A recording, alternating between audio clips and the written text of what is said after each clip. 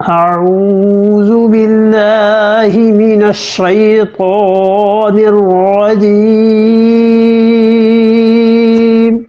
بسم الله الرحمن الرحيم فقاتل في سبيل الله لا تكلف إلا نفسك وحرض المؤمنين عسى الله أن يكف بأس الذين كفروا والله أشد بأسا وأشد تنكيلا. اللہ من الشیطان الرجیم بسم اللہ الرحمن الرحیم. سورہ النساء کی آیت نمبر 84 سے جو کہ 5ویں پارے میں ہے، اللہ تعالی نے یہ بات ارشاد فرمائی کہ فقاتل فی سبیل اللہ، اور آپ جہاد کیجئے اللہ کی راہ میں. اس سے پہلے جو آیات کریمہ اب تک آئی ہیں ان میں اللہ تعالی نے منافقین کا بھی ذکر فرمایا تھا، اور ان لوگوں کا بھی جو مخلص مسلمان تھے اور حضور اقدس صلی اللہ علیہ وسلم کے ساتھ ان لوگوں نے قربانیاں دیں، اور اللہ تعالی نے جن کو خوشخبریاں بھی دی تھیں. اور پھر دوسری جماعت وہ تھی جو منافقین تھے، اور انہوں نے کئی مرتبہ یہ چاہا کہ اللہ کی راہ میں جہاد نہ ہو اور لڑنا نہ پڑے. تو اللہ تعالی نے پہلی بات یہ ارشاد فرمائی حضور اقدس صلی اللہ علیہ وسلم سے کہ فقاتل فی سبیل اللہ، آپ جہاد کیجئے اللہ کی راہ میں.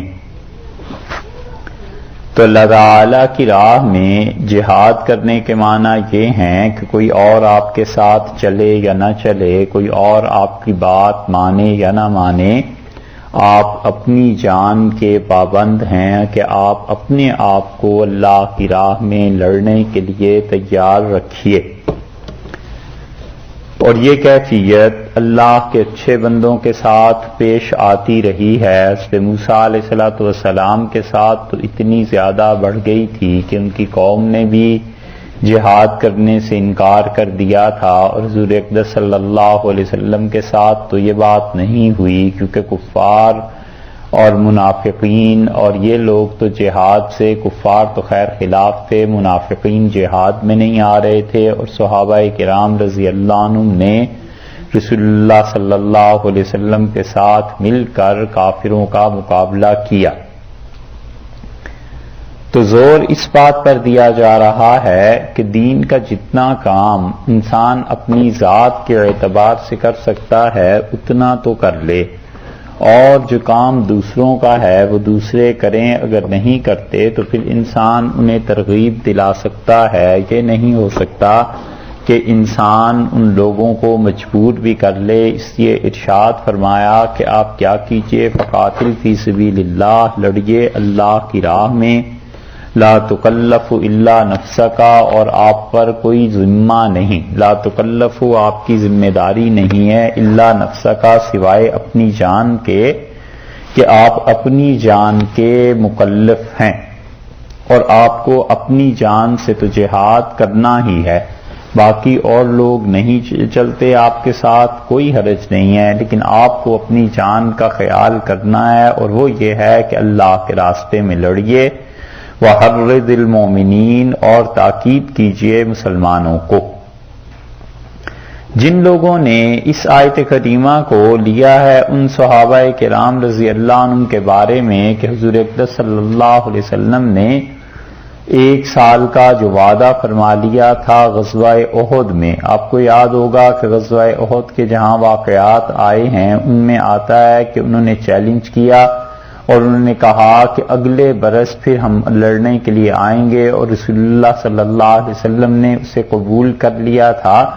تو بعض حضرات کا خیال یہ ہے کہ وہ 1 سال کے بعد جب چلنے لگے ہیں تو اس وقت کچھ صحابہ کرام رضی اللہ عنہم نے جانے سے ہچکچاہٹ کا اظہار کیا اور یہ چیزیں کی. لیکن یہ جو تفسیر ان مفسرین نے کی ہے غالباً اس بات پر ان کی نظر نہیں گئی کہ احد کے اگلے ہی دن، اسی دن جب حمراء الاسد کا غزوہ ہوا ہے، اور رسول اللہ صلی اللہ علیہ وسلم تشریف لے جا رہے تھے اور ابو سفیان ایک جگہ رک گئے تھے رضی اللہ عنہ، اور آپ کو یاد ہوگا کہ انہیں کسی نے عقل دی اور ان کے اپنی سمجھ میں بھی آیا کہ جب مسلمان احد میں اتنے شہید ہو گئے تو 4 میل تو صرف رہ گیا تھا مدینہ منورہ، تو وہاں جا کر انہیں ختم ہی کر دیتے۔ اب جب انہوں نے کہا کہ ہم واپس آ رہے ہیں تو ادھر سے 700 صحابہ رضی اللہ عنہ میں سے 70 شہید ہو گئے تھے اور 630 اتنے زخموں کے باوجود اٹھ کر اسی وقت تیار ہو گئے کہ ہم چلتے ہیں، حتیٰ کہ روایات میں آیا ہے کہ انہیں 2 آدمی پکڑ کر اٹھاتے تھے جو زخمی تھے، لیکن اس کے باوجود وہ چلنے کو تیار تھے۔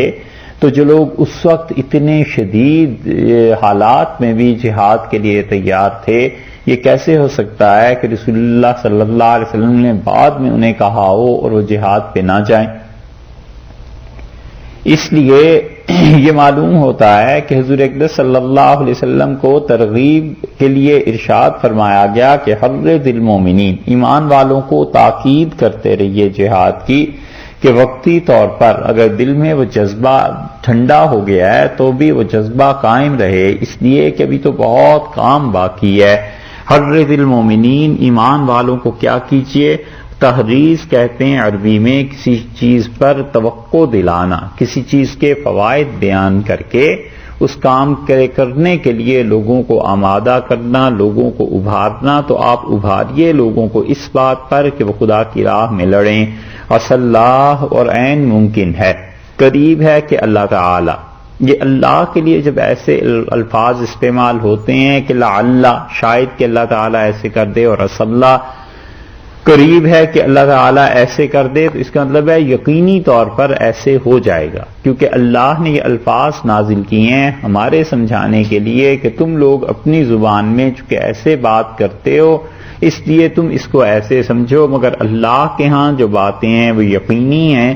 تو اس لیے عصا کا ترجمہ اگرچہ لفظی طور پر تو یہی ہوگا کہ قریب ہے، لیکن حقیقت میں اس کی تفسیر کی گئی کہ یقینی بات ہے کہ ان یکفا، کہ وہ روک دے گا۔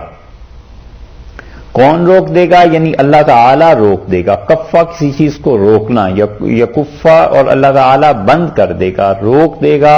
بأس الذین کفروا، ان لوگوں کا، وہ لوگ جو کفر کرتے ہیں ان کا زور خدا روک دے، یعنی ان کی لڑائی کو روک دے اور زور ان کا توڑ دے اللہ۔ کس طرح اللہ تعالیٰ توڑ دے؟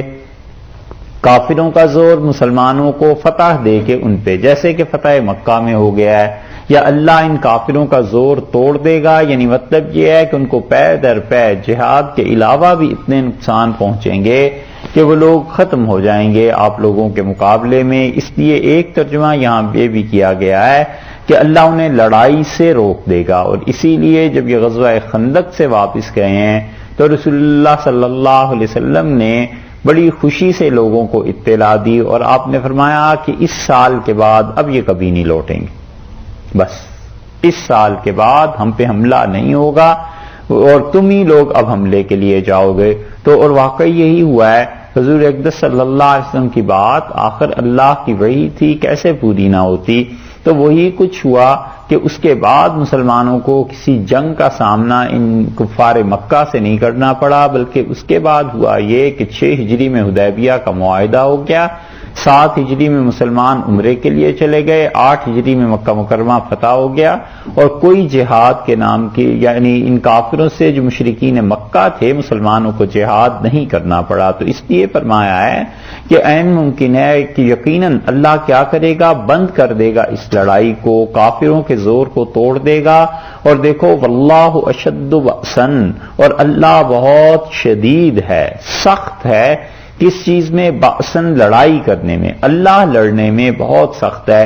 یعنی یہ جو مسلمانوں کے ساتھ اب تک ہوتا رہا ہے یہ کافر اللہ کے ساتھ کرتے رہے ہیں، اور اللہ نے ہمیں ہمیشہ انہیں نیچا دکھایا ہے، اور اللہ لڑائی میں بہت شدید ہے۔ جب بھی یہ کافر حقیقی معنی میں مسلمانوں سے لڑیں گے اور اللہ سے لڑیں گے وہ تو پھر وہ اس کے نتیجے میں ہار جائیں گے۔ اشد تنکیلا، تنکیل کا مطلب تعذیب، عذاب دینا، تو اللہ تعالیٰ بہت سخت ہے سزا دینے میں بھی، یعنی ان کافروں کو نہ صرف یہ کہ وہ لوگ لڑائی میں ہار جائیں گے بلکہ اللہ تعالیٰ سخت عذاب بھی دے گا. اور یہی بات ہے وہ جو بدر میں بھی پیش آئی تھی کہ رسول اللہ صلی اللہ علیہ وسلم نے ان کی لاشیں کنویں میں پھینکوا دی. اور بدر میں آپ 3 دن ٹھہرے تھے فتح بدر کے بعد، اور جب ان کافروں کی لاشیں آپ کے حکم سے کنویں میں پھینکی گئیں تو آپ چلنے سے پہلے پھر اس کنویں پر آئے اور آپ نے فرمایا کہ اے فلاں اور اے فلاں اور اے فلاں، ایک ایک کافر کا نام لے کے جو قتل ہو گئے تھے بدر میں. آپ نے فرمایا کہ وجدتم ما وعد ربکم حقا، تم نے اپنے پروردگار کا وہ وعدہ جہنم کا پا لیا جو تم سے اللہ نے کیا تھا. اور آپ نے فرمایا وجدنا ما وعد ربنا حقا، اور ہمارے پروردگار نے جس فتح کا وعدہ کیا تھا وہ تو ہمیں پہنچ گیا. تو اشد تنکیلا کا مطلب سخت سزا دینے والا. تو اللہ ایسا ہے کہ اگر یہ اس سے لڑائی کریں گے تو اللہ سخت سزا بھی دے گا، اور اللہ لڑائی میں بھی سخت ہے.